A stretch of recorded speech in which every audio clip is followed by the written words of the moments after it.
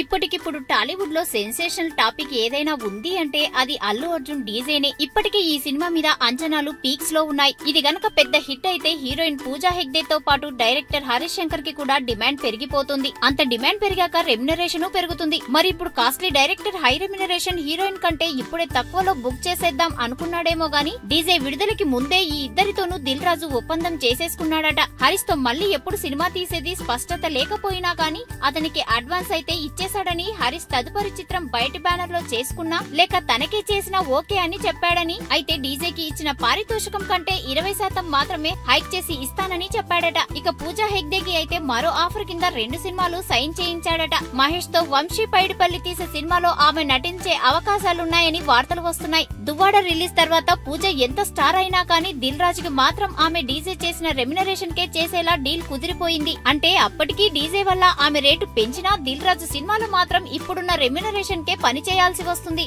ఎంతైనా దిల్ రాజు బిజినెస్ బుర్రే బుర్ర కదూ, లేదంటే ఇండస్ట్రీలో అంత స్టార్ రేంజ్ కి ఎలా ఎదుగుతాడు మరి?